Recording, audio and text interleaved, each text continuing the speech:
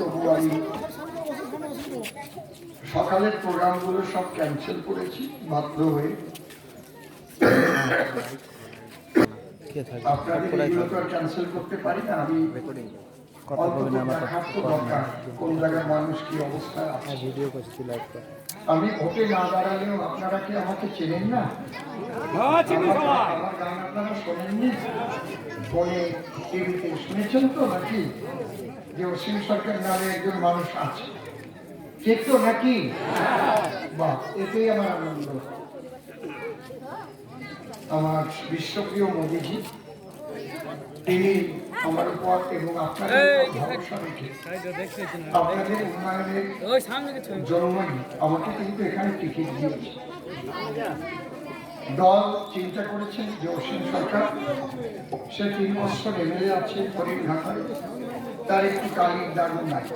আমি টাকা খাওয়া তো দূরের কথা, কারো একটা পানও খাই না, পানের ব্যাগ আমার সঙ্গে। এইটুকু বিশ্বাস আমার উপর রাখতে পারে। আপনি তৃণমূল করেন, আর সিপিএম করেন, আর কংগ্রেস করেন, বিজেপিরা তো বিজেপিতে ভোট দেবে, ওদের মাথায় বাড়ি মারলেও দেবে, ঘর ভাঙলেও দেবে, দাবিয়ে পোপ মারলেও দেবে, ঘর ছাড়া করলেও ওরা পদ্ম ফুলটা কোথাও ভোট দিতে পারবে।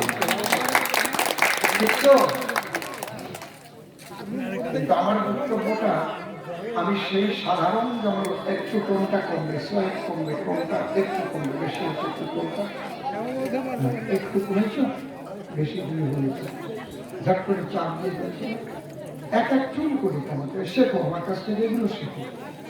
আমি ধরো লবণ চাইলাম, যদি লবণের খুঁটি ধরে ঢেলে দেয় আর খাওয়া যাবে। আমার মা এবার তো রান্নায় লবণ বেশি হয়ে গেছে, পরের বারে একটু দিল। এই জন্য হাতের মা মাইক নামের সবসময় এক এক চুল করে, এরকম না আর এরকম না। সমস্ত কিছুই তাই, ধৈর্য নিয়ে চলতে হবে। আমাদের চলার পথে অনেক শিক্ষা আছে সেইভাবে, কারণ চিরকাল তো আমরা বেঁচে থাকবো না। আমার বাবা, তার বাবা, তার বাবা, তার বাবা, তার বাবা, তার বাবা, তার বাবা, কত বাবা এলো, সবাই চলে গেল, আমিও চলে যাব।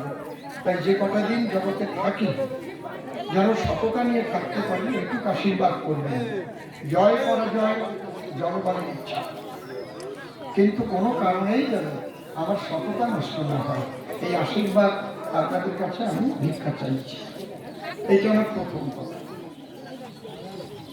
আমার বক্তব্যগুলো তারাই বেশি করে শুনবেন যে মানুষগুলোকে বোকা বানিয়ে, ভুল বুঝিয়ে 1000 টাকা 500 টাকা লক্ষ্মীর ভান্ডারের নামে দিয়ে তারা তাদের ভোট নিয়ে হাজার হাজার কোটি টাকা চুরি করে পকেট করেছে। আপনি আজকে 1000 টাকায় ঘুরে আছেন, আর হাজার হাজার কোটি টাকা আপনারও একটা ভোট নিয়েই কিন্তু তারা গদি লাভ করে তারা সর্বনাশ করে দিচ্ছে বাংলা। এইটা যতদিন বাংলার জনগণ বুঝতে না পারবে, ততদিন কিন্তু চোরেদের পরিবর্তন করা যাবে না। ঠিক বললাম কি বেঠিক বললাম? আমার রাজনৈতিক বক্তৃতা অন্যরকম। আমি কখনোই বলবো না আপনারা আমাকে ভোট দিয়ে জয়যুক্ত করুন, এরকম কথা আমি বলি না। আমি শুধু বুঝাতে চাই আপনাদের আমার মোদিজি কি করেছে আর মাননীয় মুখ্যমন্ত্রী আসার পরে কি করেছে, এবার দেখেন আর তাকে ভোট দেওয়া যায় কিনা আপনারা এখানে বিবেচনা করবেন। আমার আগে বক্তব্য কে রাখলেন যেন, কি নাম? খুব ভালো বক্তব্য রেখেছেন, গলাটা একটু বসে গেছে। বাইরের থেকে মনে হয় শুভেন্দুরা বক্তব্য দিচ্ছে। আমি তো একজনকে বললাম শুভেন্দুরা কোথার থেকে আসলো, ওরা ক্যাসেট চালিয়েছে, আমার মনে হচ্ছে খুব ভালো। আর আমার মধ্যে কোনো অভিনয় পাবেন না, সহজ সরল কথাবার্তা, গ্রামের মানুষ। আমি কলকাতার কাছের ঘরে থাকা মানুষ না, বাড়ি ঘর আমার আছে, গাড়িও আছে, গান করে করেছি, 2-3 তলা বাড়ি আছে, কিন্তু কোনো বাড়িতে আমি এসি লাগাইনি এখনো। ছেলে মেয়েদের বলেছি এই গরমের মধ্যে বাস করা শেখো। এখন তো জানো না গ্রামের কত মানুষ কত কষ্ট, তুমি বিল্ডিং পেয়েছো, তাহলে এসি তোমার লাগবেই, এমন কোনো তো ব্যাপার না। এসি কতদিন আসছে, তারপর মারাত্মক গরম যদি বোঝা যায় সে পরে দেখা যাবে, এই ধরনের মানুষ। তাহলে আমরা আগে যে ভারত ভূমিতে বসবাস করি সেই ভারত আমার মা। কারণ আমাদের সনাতন শাস্ত্র অনুযায়ী বলেছে জননী জন্মভূমিষ্ঠ স্বর্গাদপি গরীয়সী।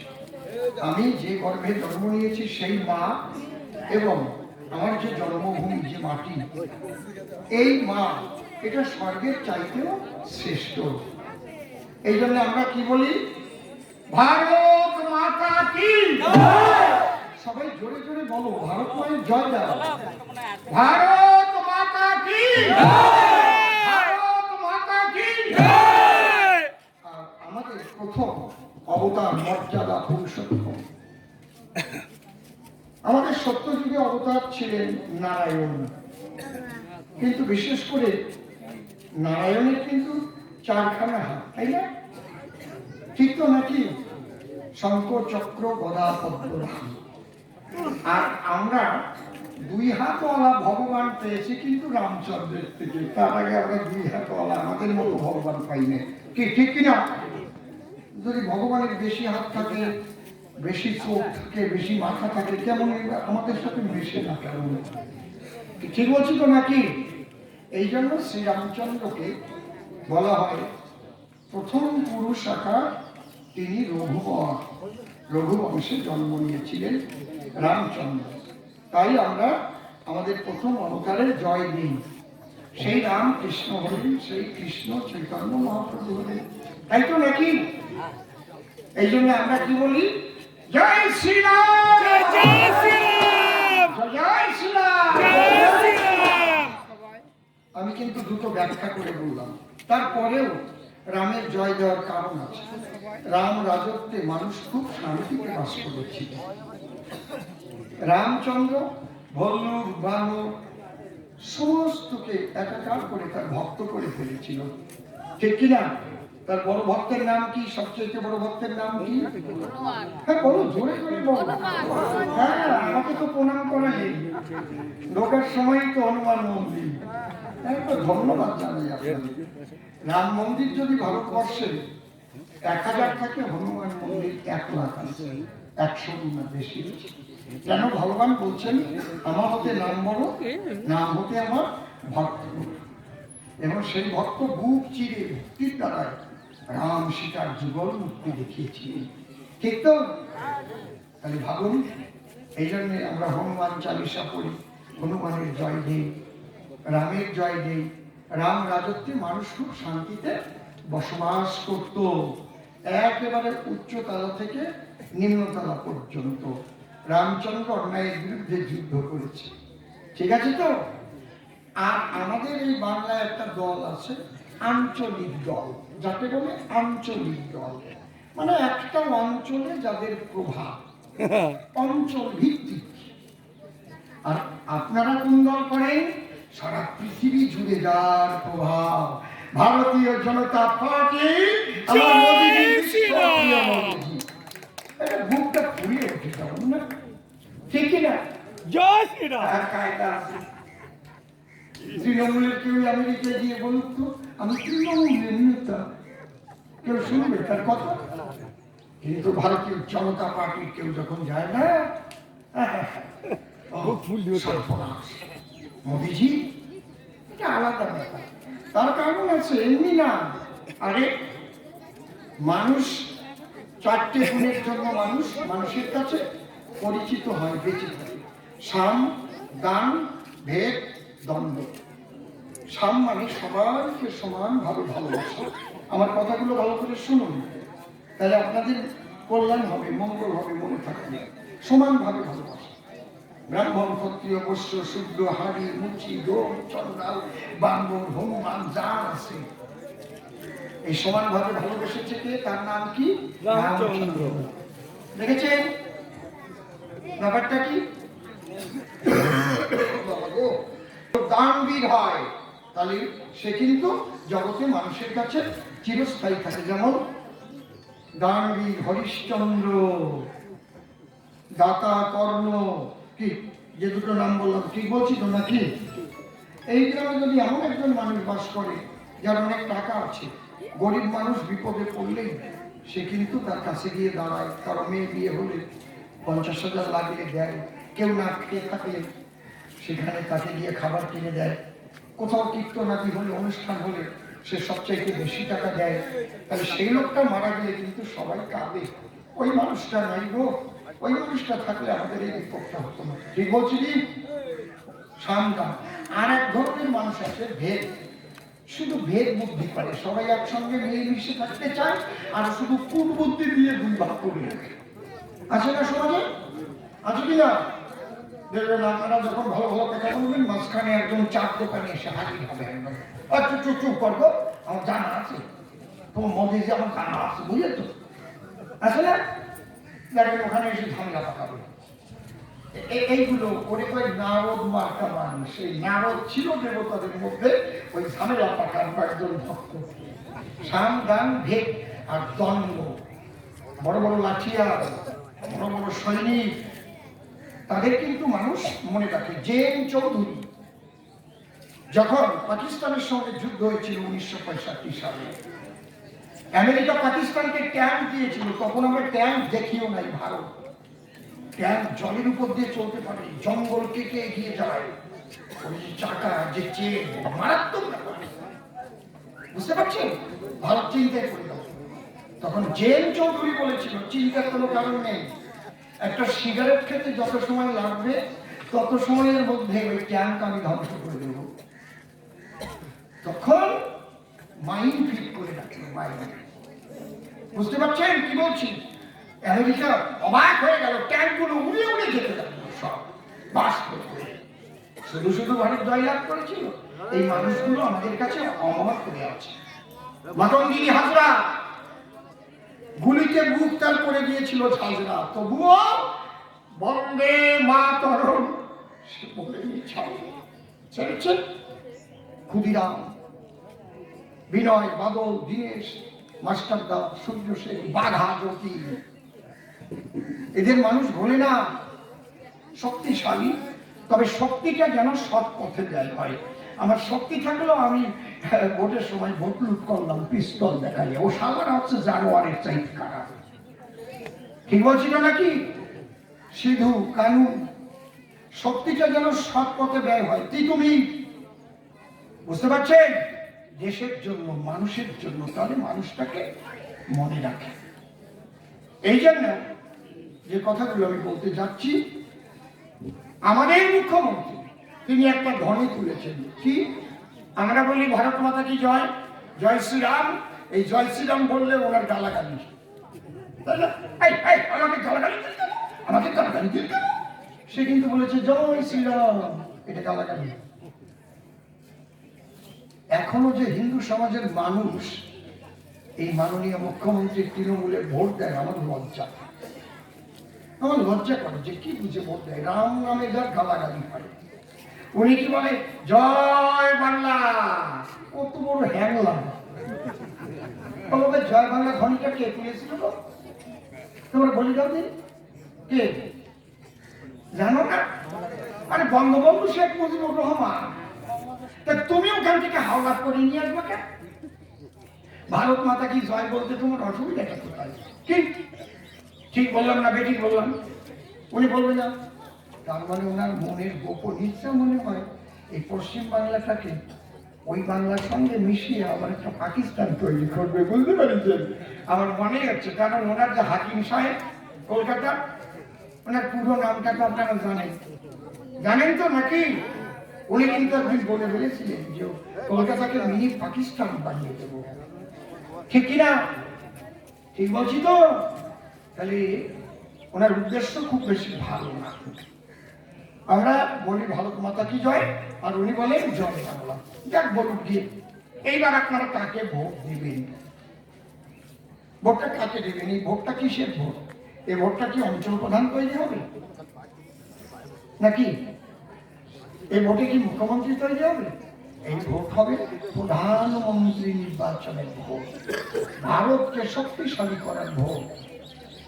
চীন যেন আমাদের উপর চোখ রাঙাতে না পারে, পাকিস্তান যেন আমাদের উপর চোখ রাঙাতে না পারে, ভারতের মানুষ যেন না খেয়ে না মরে। এই তো ভারতের অর্থনীতির কাঠামো যেন শক্তিশালী হয়। সারা বিশ্ব তাকিয়ে দেখেছে যে এইরকম একটা মানুষ ভারতে জন্ম নিয়েছে। তার নাম কি? তার নাম কি? নরেন্দ্র মোদীজি। তাহলে ওরা যখন ভোট চাইতে আসবে ওদের কাছে একটা কথা জিজ্ঞেস করবে, আচ্ছা বাপু একটা কথা বলি, তোমরা কারা গো? আমরা তৃণমূল। বল ভোট তোমাদের দিতে পারি, তোমাদের প্রধানমন্ত্রীকে একটু নামটা বলো তো, দেখেন বিজলি যাবে। এটা তো প্রধানমন্ত্রী তৈরি করা, ভোটটা আমরা দেবো তো, তোমরা প্রধানমন্ত্রী কাকে করবে সেই নামটা বলো। বলতে পারবে না। সিপিএম বলতে পারবে না, কংগ্রেস বলতে পারবে না, কিন্তু আমরা বলতে পারি। পৃথিবীর সব মানুষ জেনে গেছে যে ভারতের তৃতীয়বারের প্রধানমন্ত্রী কে হচ্ছে? নরেন্দ্র মোদীজি। ঠিক তো? এইবার তবু আমরা ভোট না দিলে তো তৃণমূল সরকার পশ্চিমবাংলায় রাজত্ব করছে না, এই জনগণের ভোটেই হয়েছে। ওদের আর কি ভোট দেওয়া যায়? আপনারা বিচার করুন। আজকে এত সুন্দর বক্তব্য রেখেছেন ওনার বক্তব্যের পরে নতুন কিছু বলার থাকে না, এত ভালো লাগছিল আমার শুনছিলাম। আচ্ছা, উনি তো মাননীয় মুখ্যমন্ত্রী, আর ওনার যিনি শিক্ষামন্ত্রী ছিলেন এবং শৃঙ্খলা কমিটির চেয়ারম্যান, তার মানে দলে কেউ যদি উচ্ছৃঙ্খলতা করে, দুর্নীতি করে, তার বিচার করবে কে? পার্থ চট্টোপাধ্যায়। উনি চেয়ারম্যান, একটা কমিটি আছে, উনি চেয়ারে বসে বিচার করবেন। আমরা কেউ জানতাম যে ওই পার্থ চট্টোপাধ্যায় শৃঙ্খলা কমিটির চেয়ারম্যান, উনি যে তলে তলে অর্পিতার চেয়ারম্যান। যদি সিবিআই তদন্ত না হতো কেউ জানতে পারতো? কেউ জানতে পারতো? বলেন, কথা বলেন। কয়েকদিন পরে হয়তো পার্থবাবু বেশ হরিনামের মালা নিয়ে গিয়ে ইস্কনে গিয়ে দীক্ষা নিয়ে একটা চিঠি রেখে করে ওনার চাইতে আর ভক্ত আর থাকবো না, ঠিক আছে তো? দাদার সঙ্গে বিয়োগ কাটে মোটা তুলসীর মালা নিয়ে, তাহলে পার্থবাবুর মতো এরকম বৈষ্ণব আর হয় না। বুঝতে পারছেন কি বলছি? তাহলে সিবিআই তদন্তটা কি মোদিজি দিয়েছে? কথা বলেন। ওরা কিন্তু আপনাদের ভুল বোঝাতে দেখেছেন, আমাদের সমস্ত বড় বড় মন্ত্রীদের ধরবার জন্য কেন্দ্রীয় সরকার সিবিআই ইডি পাঠিয়ে দিয়েছে। মোদিজি দিয়েছে? মোদিজির বাপের ক্ষমতা আছে, সিবিআই পাঠানো কোন প্রধানমন্ত্রী পারে? কোন মুখ্যমন্ত্রী পারে? কোর্টের নির্দেশে সিবিআই দিয়েছে। কোর্ট, কোন কোর্ট? যাকে বলে উচ্চ আদালত, হাইকোর্ট। কেন দিয়েছে? আর কেসটা কারা করেছিল? বিকাশ রঞ্জন ভট্টাচার্য। কেন? যে এই চাকরিতে দুর্নীতি হয়েছে। ও বাবা, ওর যখন তদন্ত করতে লাগলো দেখলো এই দুর্নীতি, দুর্নীতি এ তো জাল ছড়িয়ে আছে গো। অনেক মন্ত্রী অনেক আমলার সঙ্গে জড়িয়ে আছে। আজকে বাবা কথা বলো না, আমার কথাগুলো শোনো। আমি কথা বলতে কষ্ট হচ্ছে, তাও কত কথা বলছি। আমার কথা থেকে আপনারা কিছু পাচ্ছেন তো নাকি? নাকি বানিয়ে বানিয়ে বলছি? না, একদম সলিড কথা। করতে গেলে এই দুর্নীতির দায়িত্ব, ইনভেস্টিগেশনের দায়িত্ব যদি এই পশ্চিম বাংলার পুলিশের হাতে থাকে, তাহলে পুলিশ মন্ত্রী হচ্ছে মমতা ব্যানার্জি, ঠিক মতো তদন্ত হবে না। এই জন্য ডাকলো তাকে সিবিআই। সিবিআই যখন, এই তোমরা কথা বলছো কেন? সিবিআই তদন্ত দিল, কে চক্ষুর্থের সাপ বের হয়ে গেল। একদম পার্থ চট্টোপাধ্যায়ের অর্পিতার বাড়ি গিয়ে টাকার পাহাড় পেয়ে গেল। যখন টাকার পাহাড় পাবে সেখানে ইডি যাবে, ইনকাম ট্যাক্স যাবে। টাকা, ওরে টাকা, ডাইনে টাকা, বাঁয়ে টাকা, সামনে টাকা, পিছনে টাকা, টাকা। কার বাড়িতে? অর্পিতার বাড়ি। শিক্ষা দপ্তরে সিল মারা খামে টাকা ভরা। আর কি সম্পত্তির খোঁজ পেল? খুঁজতে খুঁজতে শুনবেন ওই অর্পিতার পার্থ চট্টোপাধ্যায়ের নামে। একটু শুনবেন, আপনারা বলবো। এটা জানেন কি আপনারা? জানেন? আমি বলে দিয়ে যাবো। আচ্ছা, আমি যখন ইয়ে করি তাহলে বলেই যাই, জানি। আর আমি একটাও মিথ্যা কথা বলে রাজনীতি করি না। যদি কোনো তৃণমূলের ভাই এখানে থাকেন, এগুলো লিখে নিয়ে আপনি গিয়ে তদন্ত করবেন। যদি আমার একটা মিথ্যা কথা প্রমাণ করতে পারেন, আমি আর আপনাদের মুখ দেখাবো না, চলে যাব পূর্ব বর্ধমানে, আর আসবো না। একটু খাতাটা বের করছি। পুরে 7টি বাড়ি করেছি।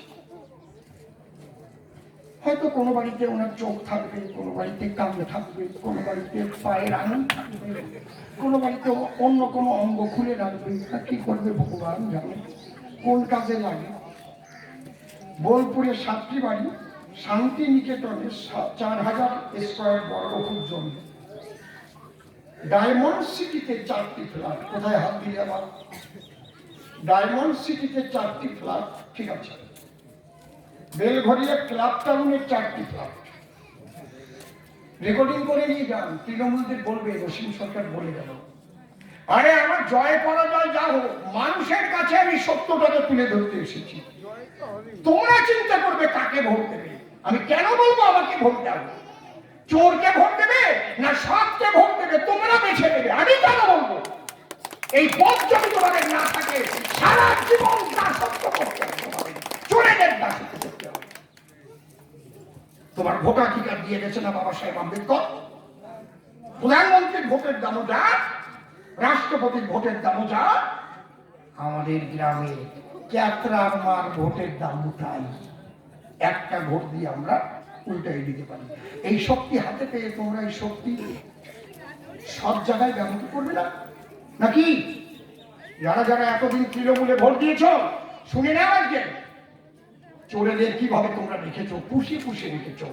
আর তোমার ঘরে শীত থেকে সব নিয়ে শেষ করে দিয়ে চলে গেল, আর তোমাকে 500 টাকা 1000 টাকা দিয়ে দাও। কি কায়দা, আমরা লক্ষ্মীর ভান্ডার দিচ্ছি। আমার ছেলেটার চাকরিটা কোথায়?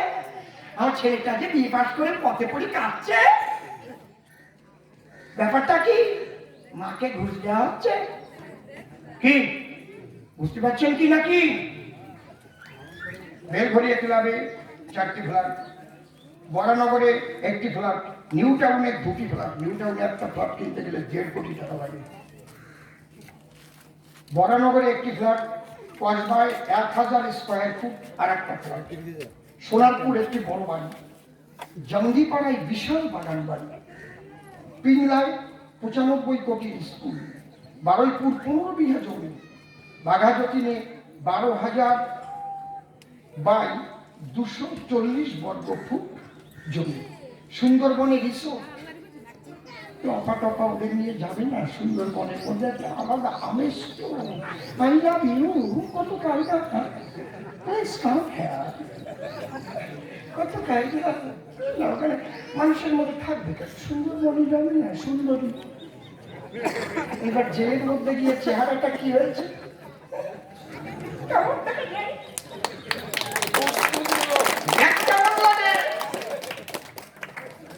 বলছি। আপনাদের বাড়ির পাশে একজন আছে, যার বাড়ি আছে জেলের মধ্যে, এখন আছে। যে সিবিআই ধরে সার অমনি হার্টবিট বেড়ে গেছে, হাতটি বাড়াবে। কি হয়েছে প্রিয় বাবু? আর হাতটি বাড়বে না, ধরি বসো। আর এতদিন বাড়ে রাখতা যে মা বাবার নামটা ওখানে বসিয়ে দিয়েছ, মা বাবার কলঙ্ক হয়েছে না? উনি জানে যে আমার কলঙ্ক হবে আমার মা বাবার নামে, এই জন্য কালো পাথর দিয়ে বসিয়ে দিয়েছে। দেখবেন কালো পাথরের নাম লেখা আছে। উনি জানে এই জ্যোতিপ্রিয় মল্লিক যে আমি এরকম অপরাধ করবো, জেলে যাবো, এই জন্য কালোর মধ্যে মা বাবার নামটা লিখে দিই। আমি খুব লক্ষ্য করে দেখে এসেছি, একদম ওই বাড়ি দেখে এসেছি তো কালো পাথর দেওয়া। গান দেখে আসুন কালো পাথর। হ্যাঁ, সাদা পাথর দিয়ে লিখতে হতো, তাহলে বুঝতাম উনি সাদা।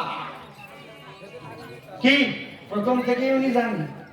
সরি, ওনারা কি বলবো, উনি জ্যোতিপ্রিয়। জ্যোতিপ্রিয় অনেক বড় নাম।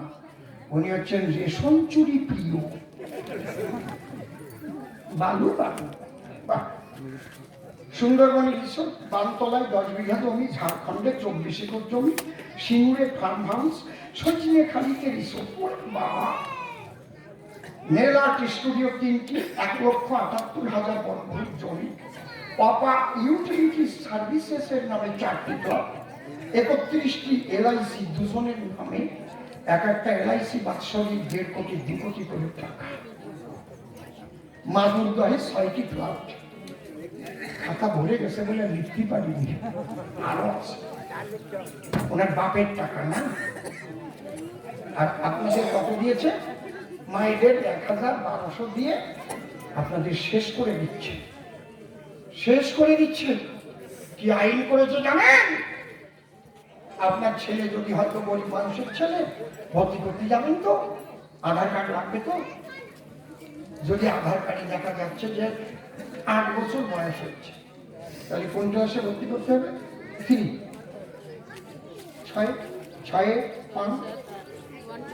3-তে ভর্তি। টিচার বসে তো, উনি আমার সহযোগী দিয়ে, উনি মাস্টারকে করেন, উনি ভালো জানেন। তা আপনার ছেলে কিচ্ছু জানে না, কেন হাত দিচ্ছ বাবা? কেন গো? ওর মধ্যে তৃণমূল ঢুকে যাচ্ছে, এখন ঢুকিয়ে না তৃণমূল, ঠিক আছে দেখবেন। তাহলে আপনার ছেলে এক অক্ষর লেখাপড়া শেখে দিলে কোনো, বাধ্য হয়ে ওনাকে ভর্তি করতে হবে। কি শিখবে ছেলেটা? তার জন্য এবার কি নিয়ম করেছে? ক্লাস 8 পর্যন্ত কোনো পরীক্ষাই নেই, তুলে দিতে হবে, শূন্য পেলেও তুলে দিতে হবে। তার মানে আপনাদের ছেলে মেয়ে আর কোনোদিন চাকরি পাবে না, ভালো করে লেখাপড়া শিখতে পারবে না। বুঝেছেন তো? চাকরি পাবে, কোটি কোটি টাকা ঘুষ দিতে হবে, আর সেই ঘুষের টাকা দিয়ে আমরা ফুর্তি করে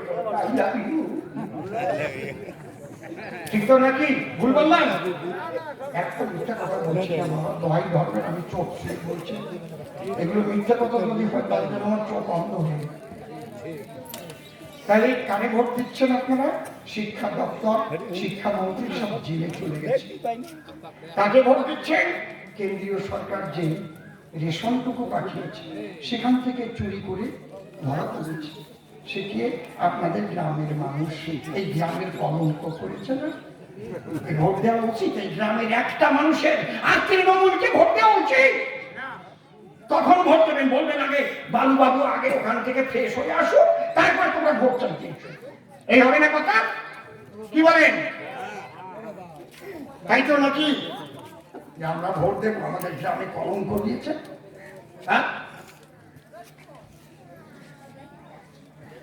বালি চুরি এগুলো ওগুলো সামান্য জিনিস, আমি ওগুলোকে এমন কিছু গুরুত্ব দিই না।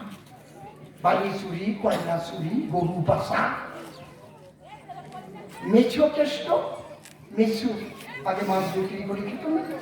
কেউ যেন ভাববেন না যারা মাছ বিক্রি করে তাদের আমি অবহেলার সূচক বলছি না। তাকে আমি অবহেলা তখনই করবো সে যদি চোর হয়। বুঝতে পারছেন কি বলছি? তার যে বডিগার্ড, তার বাড়িতে সার্চ করে পাওয়া গেল 100 কোটি। কত কোটি না বাবা? তাদের ভোট দিচ্ছেন দেখেন, এদের অফিসার শিক্ষা দপ্তর সমাজে সেই মেচকেষ্ট নিজের মেয়েকেও এই দুর্নীতির সঙ্গে জড়িয়ে দিলে এখন মেয়ে আর বাবা দুইজনই তিহার জেলে। মেয়ে বাবা যদি দুইজন তিহার জেলে যেতে পারে, ঢেলে ধরবার জন্য কিন্তু সিবিআই জাল পেতে দিয়েছে এবারে। মনে রাখবেন, কোন একদিন পিসির ভাই বই তিহার জেলে যেতে পারে। আমি সবচাইতে যেটা দুঃখ পেয়েছি, সবচাইতে এই টাকা চুরি, ফাঁকা চুরি এগুলো যা করেছিল সবচাইতে আমার মন করে আঘাত লেগেছে এই যে সন্দেশখালীর মায়েরা যখন ঝাঁটা লাঠি নিয়ে পথে নামলো, ঠিক তার পরের দিন মুখ্যমন্ত্রীর কি যাওয়া উচিত ছিল না? মা, আমি তো তোমাদের মুখ্যমন্ত্রী, আমিও একটা নারী, তোমরাও নারী, আমি যদি তোমাদের মনের ব্যথা ঘুচাতে না পারি, আমি আমার মুখ্যমন্ত্রী পদ ছেড়ে দেবো। বলো তোমাদের কি হচ্ছে? বলতে পারতো না? পরে বলেন, বললে আবার ভোট শুরু করতো তারা, বিজেপিকে খুন করবার জন্য পাঠাতো কারে। বুঝতে পারছেন ব্যাপারটা কি? গ্রেফতার করলো না, প্লাস ওদের পক্ষেও কথা বললো না। কি বললো? ওই মেয়েগুলো অভিনয় করবার জন্য এই বিজেপি চক্রান্ত করে নিষিদ্ধ পল্লী থেকে ওদের নিয়ে এসেছে ভাড়া করে। নিষিদ্ধ পল্লী পর্যন্ত যাকে বলে বেশি ঢালা, যার জন্য এই মায়েরা আধার কার্ড, ভোটের কার্ড, রেশন কার্ড নিয়ে পথে এসে কাঁদতে লাগলো। আপনারা দেখুন, আমরা সন্দেশখালীর বাসিন্দা, আমাদের এই করেছে। আপনারা দেখুন, সুবর্ণটা দিন ওই মুখ্যমন্ত্রী শাহজাহানকে নিজের আঁচলের তলায় রেখে দিলেন। আপনি মুখ্যমন্ত্রী নারী, ছি ছি, থুথু দেয় আপনাকে। আপনি এখনো সন্দেশখালী যেতে পারেননি। আমার মোদিজি তাদের সম্মান দিয়েছে। ওর নেতৃত্ব যে দিয়েছিল যে মেয়েটা রেখা পাত্র, তাকে এমপির টিকিট দিয়ে দিয়েছে আমার মোদিজি দিল্লির দরবারে। হিন্দু নারী সুন্দরী মেয়েদের রাতের অন্ধকারে বেছে বেছে নিয়ে পার্টি অফিসে ধর্ষণ করেছে। তাদের ভোট দেবেন? আমি কিচ্ছু বলতে পারি দেবেন, আমি হেঁটে বাড়ি চলে যাবো। ঘরে গিয়ে দুপুরে চোখের জল ফেলবো, মানুষ বুঝলো না। বসে বসে বলো, যারা এতদিন তৃণমূলকে ভোট দিয়েছেন, আমার কথা শোনার পরে বাড়ি গিয়ে খাটের পরে শুয়ে স্বামী স্ত্রী দুজনে একটু কথা বলেন। তবে এখন বলবেন না তৃণমূলকে ভোট দেবো না, ওদের মিটিং মিছিলে যাবেন বলুন। না গেলে আমার ওরা তখন অনেক রকম অত্যাচার করবে। বুঝেছেন কি বলছি? আপনি টোটো চালাচ্ছেন, আপনার টোটোটা বন্ধ করে দিন। ঠিক বলছি তো নাকি? আপনার দোকানের ঝাঁপটা বন্ধ করে দিতে চাইবে। তবে আমি একটা কথা বলবো বলে যাই, ওরা তো মেরে মেরে আমাদের বাড়ি ছাড়া করেছে, করেনি? কত বিজেপি, কতজনের ঘর পুড়িয়ে দিয়েছে, কতজন মার্ডার করেছে তো নাকি? এখন অনেকে বাইরে আসে, বাড়ি আসতে পারে না, মিথ্যা কেস দিয়ে জেলে ঢুকিয়ে রেখেছে। তাই তো মার খেয়েছি, মাথা ভেঙেছে, তাই কমাই দিলে একটা নয়, মার খেয়েছি, মাথা ভেঙেছে, বাইরে থাকতে হয়েছে। এইবার না মার খাবেন না, আমি কর ধরে বলছি। কেন বলছি জানেন? ওদের ভয়ে মাথা ভেঙে হাসপাতালে যাওয়ার চাইতে মারতে আসলে, মাথা ভাঙতে গেলে ওদের মাথাটাও ভেঙে দেন। আপনি জেলখানায় 3 মাস থাকেন, তাতে ভয় নাই, কিন্তু আর মার খাবেন না। একটু রক্তটাকে গরম করুন। ওরা যদি চোখ দেখায়, আপনিও চোখ দেখান। ওরা যদি নখ দেখায়, আপনিও নখ দেখান। ওরা যদি লাঠি দেখায়, আপনিও লাঠি দেখান। ওরা যদি মারতে চায়, আপনিও যান। আর বার আমরা খাবো না, 1 ইঞ্চি জমিও আমরা ছেড়ে দেব না। ঠিক বলছি তো নাকি? অন্যায়ের বিরুদ্ধে লড়াই করুন। তাহলে আমাদের প্রধানমন্ত্রী কে হবে? নরেন্দ্র মোদী। দিদি কি প্রধানমন্ত্রী হবে? দিদি কি হবে? দিদিমা হবে। দিদি হবে, দিদিমা, প্রধানমন্ত্রী হবে না। প্রধানমন্ত্রী হবে না, তৃণমূলের গোড়া তুলে ভরে দিও না। দিদি হবে, দিদিমা, প্রধানমন্ত্রী হবে না, তৃণমূলের গোড়া তুলে ভরে দিও না। দিদি হবে, দিদিমা, হরি বল, হরি বল।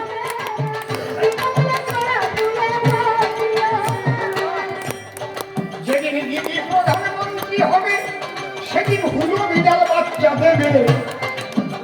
কি বললাম? বুঝতে পেরেছেন তো নাকি? আপনারা কি বিড়াল বলেন? হুলু বিড়াল বলেন তো নাকি? না অন্য বিড়াল বলেন? হুলু বিড়াল বলেন তো? যেদিন দিদি প্রধানমন্ত্রী হবে, হুলু বিড়াল বাচ্চা দেবে। ভোট চাইতে গেলে ওদের জায়গা দেবেন না। দিদি হবে, দিদিমা,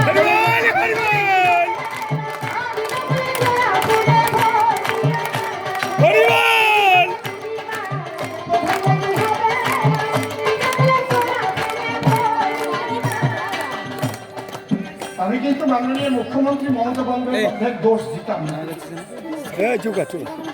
কিন্তু দোষটা উনি ঘাড়ে নিজে নিয়েছেন। যখন অনুব্রতকে ধরা হয়েছে, উনি বলেছেন কেষ্টকে বিয়ের সম্মান দিয়ে আমরা জেল থেকে নিয়ে আসবো। তার মানে কেষ্ট যা করেছে তুমি সেটা সাপোর্ট করো। কি বলেন? ঠিক নাকি? উনি শাহজাহানের মতো ধর্ষকের দলে উনি লুকিয়ে রেখেছেন ওনার পুলিশ দিয়ে 54 দিন। তার মানে শাহজাহান যেটা করেছে সে করে না ভুল। যেহেতু শাহজাহানের দল করে কি নগর ভোট আসিলে ভোট লুটের কাজে গো ওই শাহজাহানের ওই তাদের তুমি লুকিয়ে রাখলে আসলের তলায়। ঠিক তো নাকি? এই দোষটা তোমার নাইট লাগবে নাকি? ইন্দিরা গান্ধীকে মার্ডার করেছিল, খুন করেছিল 2 জন শতবন্ধ।